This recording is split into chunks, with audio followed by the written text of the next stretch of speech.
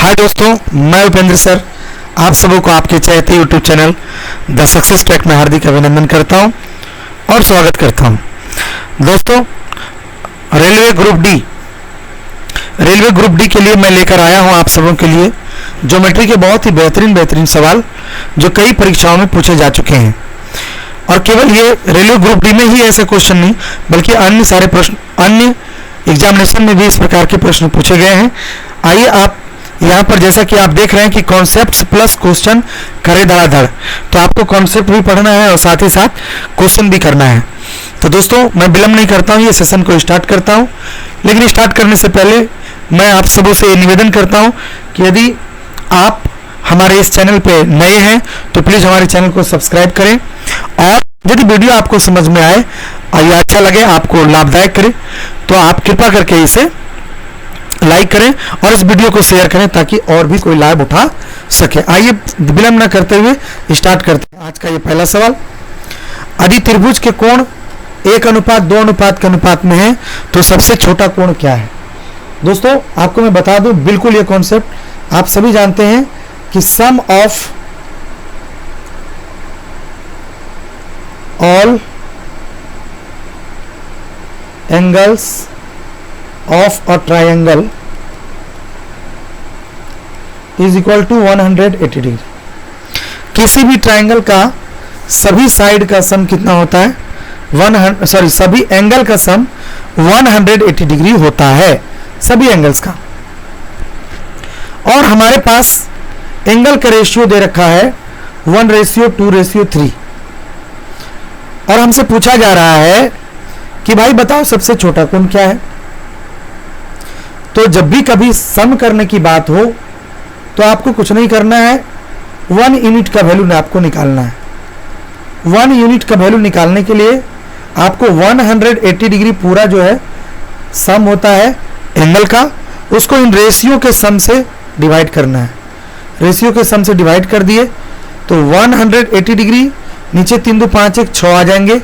कितना डिग्री आ गया? 30 डिग्री आ गया।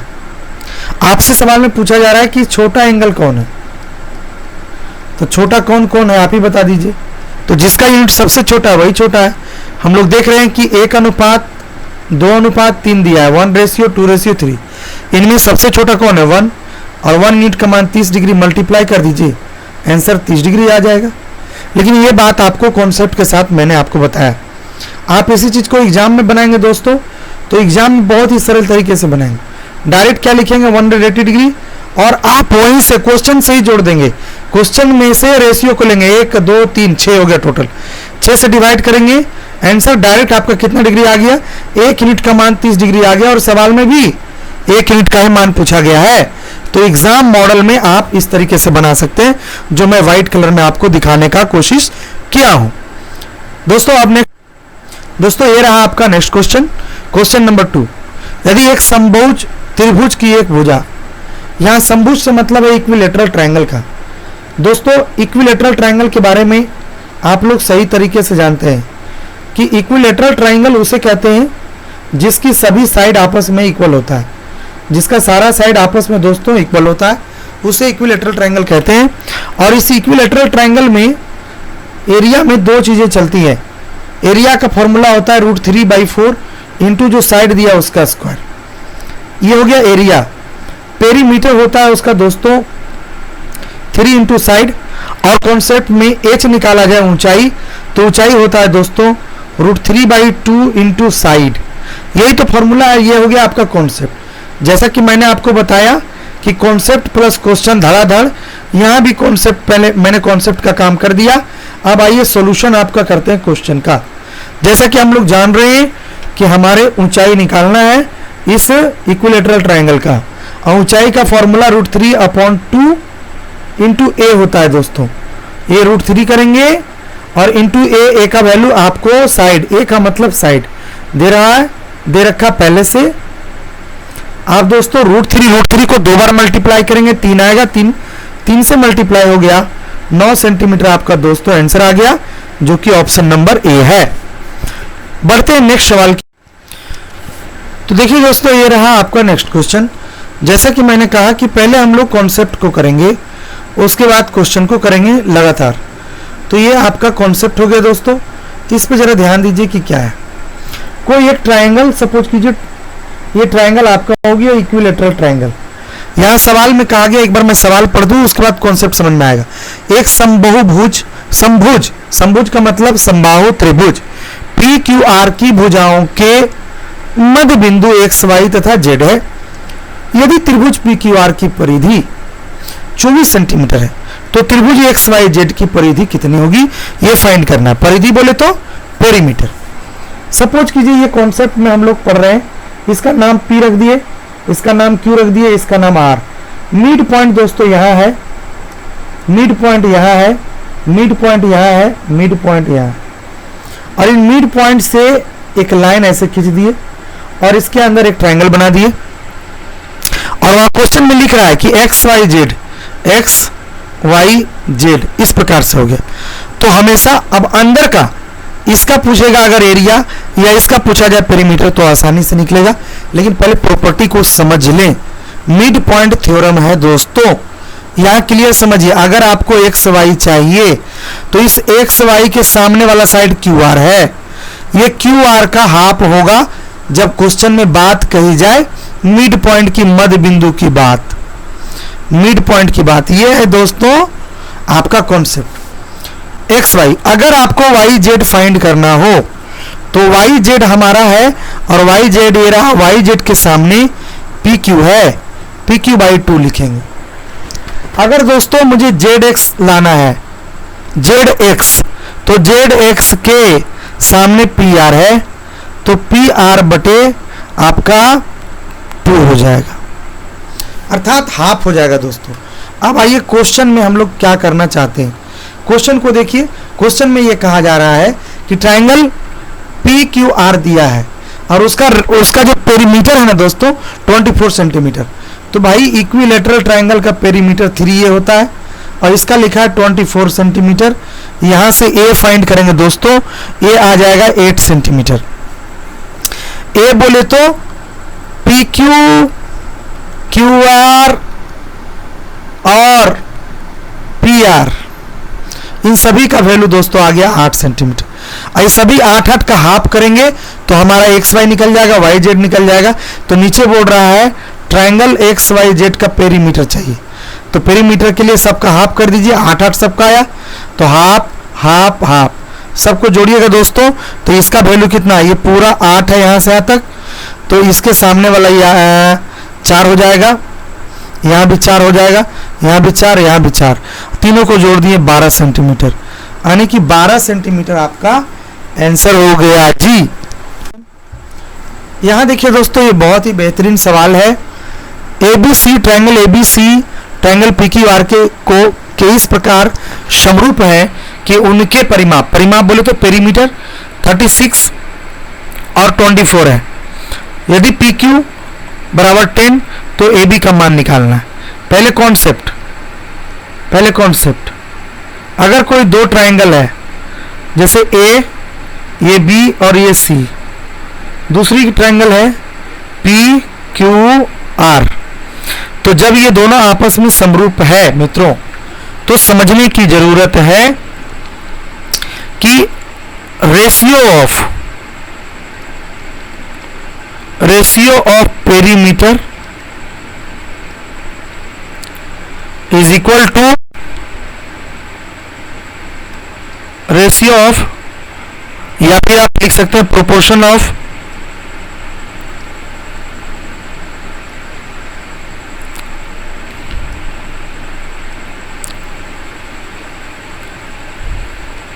proportion of perimeter equal to proportion of side। तो इसका पेरीमीटर कितना दोस्तों, एबीसी का है दोस्तों 36, तो एबीसी का लिख दिए 36 बटे इसका कितना है 24। और बात करें इसका एबी का तो ऊपर हो जाएगा साइड में एबी, इसका साइड क्या है, इसका साइड PQ है, PQ का वैल्यू 10। ये दोनों आपस में बराबर होता है, पेरीमीटर का अनुपात और उसके साइड का अनुपात आपस में बराबर होता है। 12 का टेबल से 2 बार में, 12 का टेबल से 3 बार में, 2 इसको काट दिया, 5 को 5 दिया 15, यानी ए बी का जो वैल्यू हो गया दोस्तों 15 सेंटीमीटर आंसर। ये रहा नेक्स्ट क्वेश्चन आपके स्क्रीन के ऊपर, बहुत ही बेहतरीन सवाल है। ए बी सी में बिंदु कोई एक ट्राइंगल है मित्रों, यहाँ ए और ये हो गया बी और ये सी। डी और ई क्रमशः भुजा ए बी और ए सी पर इस प्रकार से है कि अगर मैं डी और ई खींचूं तो डी जो है पैरेलल हो जाए बी सी का। थेल्स थ्योरम की बात हो रही है। अब ए डी और डी बी, ए डी कितना दिया हुआ है जरा ध्यान से सुनिएगा। ए डी कितना दिया हुआ है, ए डी है आपका 3, ए डी आपका 3 दिया हुआ है। ये आपका दिया हुआ है 3.3।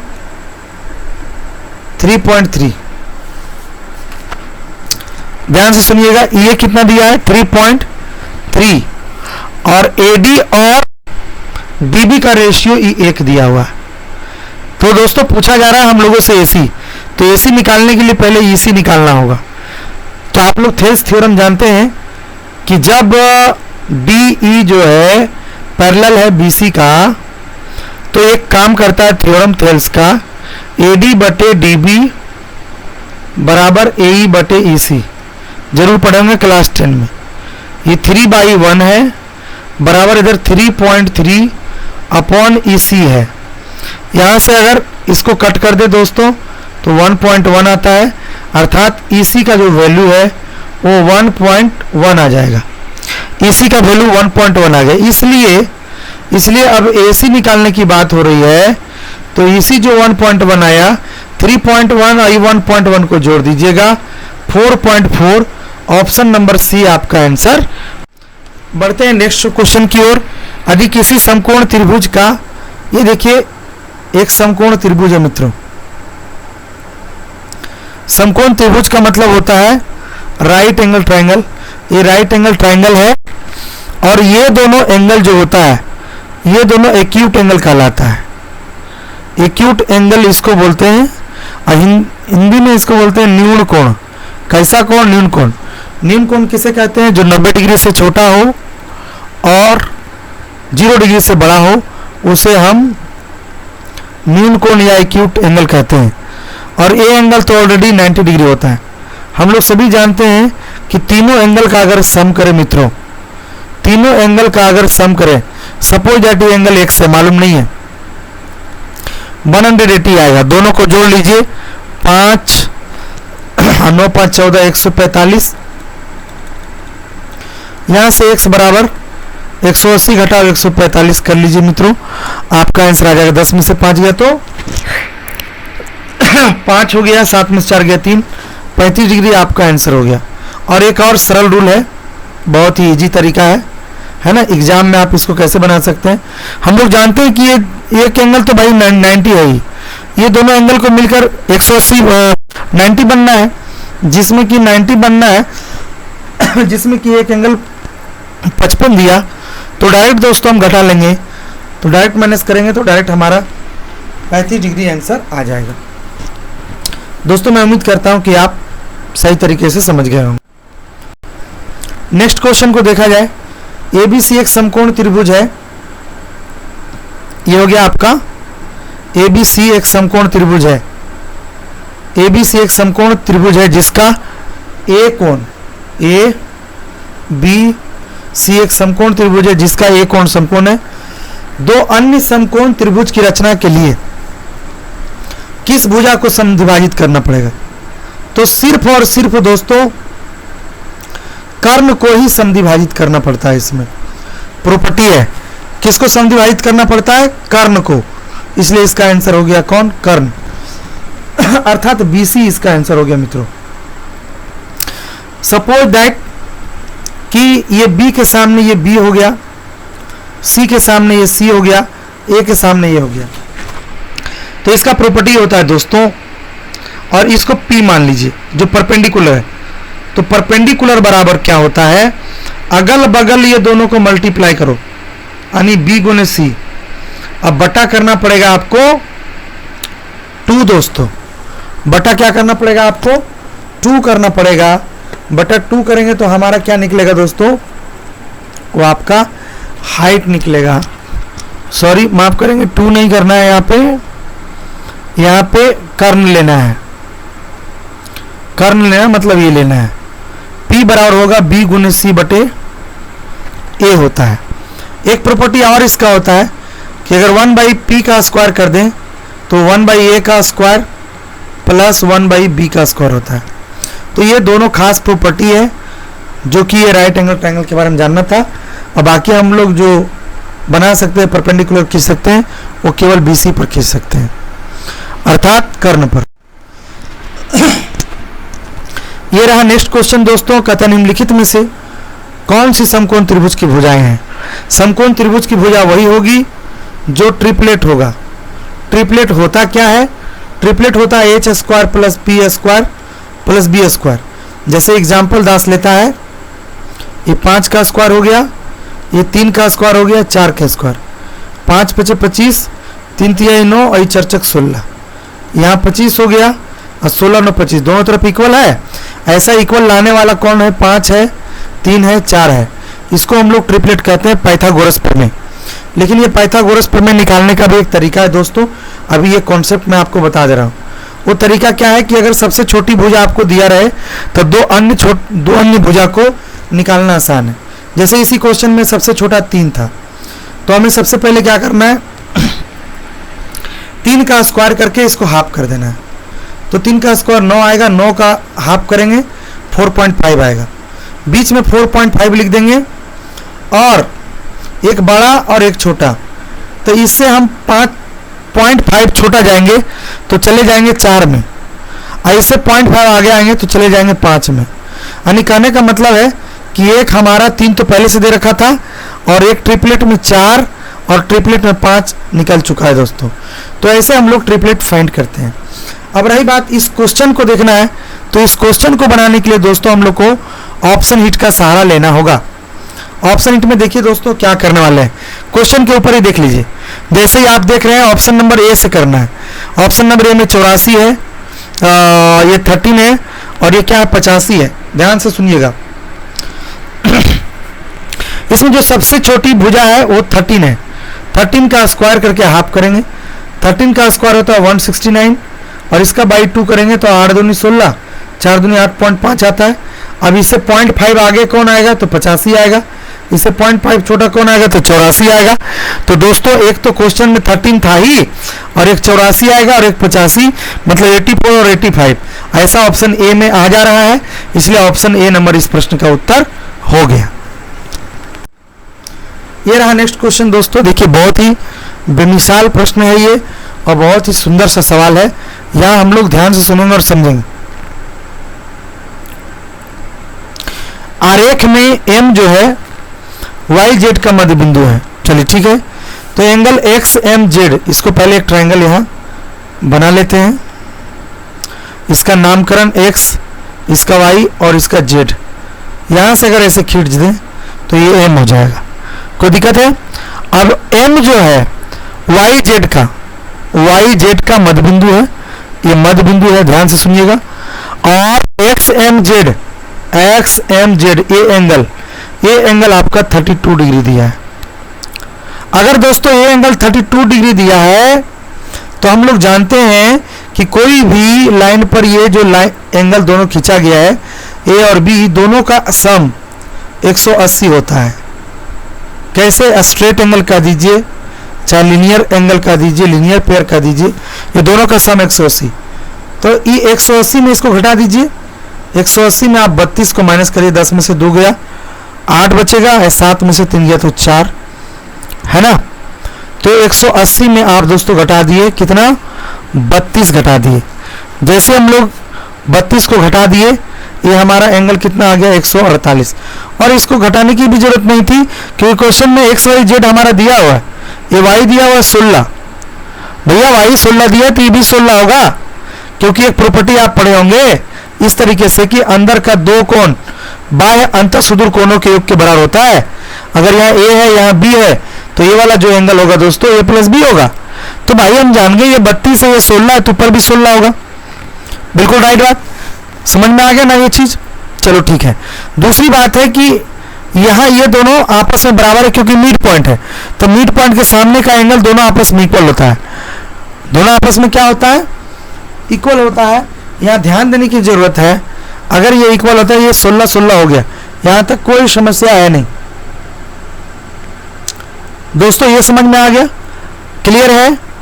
चलिए अब एक चीज और हम लोग जान जाते हैं, यहाँ ध्यान से देखने की जरूरत है, सोचना है कि अब ये दोनों एंगल बराबर है तो ये वाला एंगल और ये वाला एंगल भी बराबर होगा, बिल्कुल बराबर होगा। तो भैया हम लोग जान गए कि अगर बराबर होगा तो x मान लो ना दोनों को। अब 32 जोड़ दो बराबर 180 होगा। इकाउंट ट्रायंगल में x में m में z में, ट्रायंगल x m z में, तो यहाँ हो जाएगा 32 को घटा दो, 10 में से 2 गया 8, 148 आएगा जैसा कि आप देख रहे हैं। 2x बराबर 2 से इसको काट दो, 74, यानी कि आंसर 74 आने वाला है दोस्तों। x y z पूछ रहा है, x z y, तो आंसर हो गया 74 डिग्री। तो बात आपको समझ में आ गया होगा। दोस्तों मिलते हैं अगले सेशन में इसी वीडियो के साथ और कॉन्सेप्ट के साथ आपको धड़ाधड़ क्वेश्चन करने के लिए दोस्तों। तो दोस्तों यदि आपको ये वीडियो पसंद आया हो तो बिल्कुल लाइक करें और सब्सक्राइब करें और शेयर करें। जय हिंद दोस्तों। यही संपन्न होता है।